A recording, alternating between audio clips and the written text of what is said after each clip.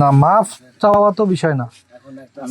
বিষয় হলো যে আপনি ধরেন ভুল করলে মাফ চাই, অপরাধ করলে শাস্তি হবেই।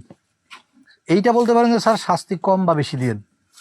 কারণ হচ্ছে আপনার যদি অপরাধ করার পর শাস্তি নিশ্চিত না করা যায়, কম হোক বেশি হোক, ধরেন আপনি এই কাজটা করেছেন, অপরাধ করলেন, শাস্তি হলো না, তাহলে আরেকজন খুন করে বলবে স্যার আমিও অপরাধ করছি, ওনারা যেরকম মাফ করে দিয়েছিলেন আমার এরকম মাফ করে দেন।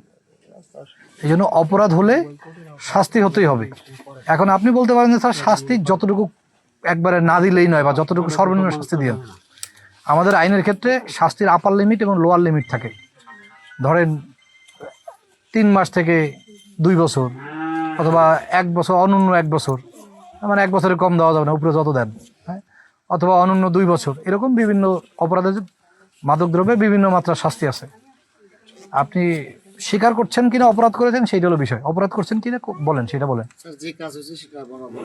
এই যে আবারও পেঁচাচ্ছেন, যে কাজ হয়েছে সেইটা। আমি বলছি না যে ওই যে শর্ত ও দ্বারা তো কিন্তু অপেক্ষা পর্যন্ত এরকম বলে করা যাবে না। আপনি সরল স্বীকারোক্তি দিবেন যে আপনি অপরাধ করেছেন কি করেন নাই।